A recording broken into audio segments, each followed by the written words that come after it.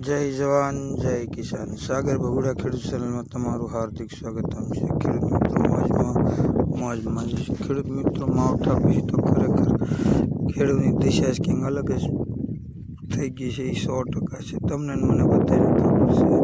વર્ણામાં બે તો એનો કંઈ પાર આવે એમ છે નહીં. તમે જોઈ શકો છો અત્યારે કપાસની અંદર ઘણા બધા મજૂર દાળિયા કહેતા નાખ્યા છે. ઘણા બધા તમારી નજર સામે જોઈ શકો છો. હવે કરવું તો શું કરવું? હવે કપાસની અંદર ઝીંડવા સિવાય કાંઈ રહ્યું નથી. હવે કાંઈ કોળે એમ છે નહીં. તમારી નજર સામે તમે જોયો કાળો મેશ કપાસ જો કાળા ઝીંડવા થઈ ગયા છે. અને હવે કાંઈ કોળે એવી પોઝિશન છે નહીં. અને બધો ખાખર લાગી ગયો છે.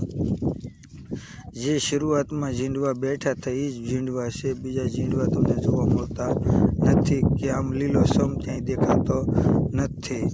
આખી વળીઓ આખી દાવડામાં હાલીએ તો 10 થી 15 છોડવા નીકળતા હોય એવા એ થોડાક લીલા દેખાય છે. તમારી નજર સામે તમે જોઈ શકો છો. ખેડૂત મિત્રો ખેડૂત કરે તો શું કરે? તો ખેડૂત મિત્રો હવે પછીની વીણી થઈ જાય એટલે ઝીંડવા તોડી અને પડા ખાલી થાય છે.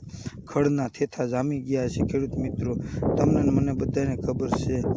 તો સરકારશ્રીને કહેવામાં આવે કે સારું એવી સહાય આપે ખેડૂતને. ખરેખર ખેડૂતની દિશા સમજી શકે કે ખેડૂત ખરેખર પાયમાલ થઈ ગયો છે.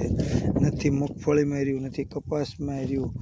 ખેડૂતને જોવું થોડુંક ખેડૂત આપવું ધ્યાન સરકાર આપે તો એવું ખેડૂતનું કહેવું છે. ખેડૂત મિત્રો તમારું બધાનું શું કહેવું છે કોમેન્ટ બોક્સમાં જણાવશો.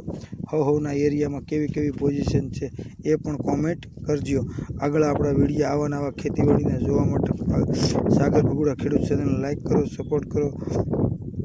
મિત્રો તમને કંઈક નવું આપવાનો પ્રયત્ન હંમેશા અમે ખેતીવાડીમાં કરતા હોઈએ છીએ. તમને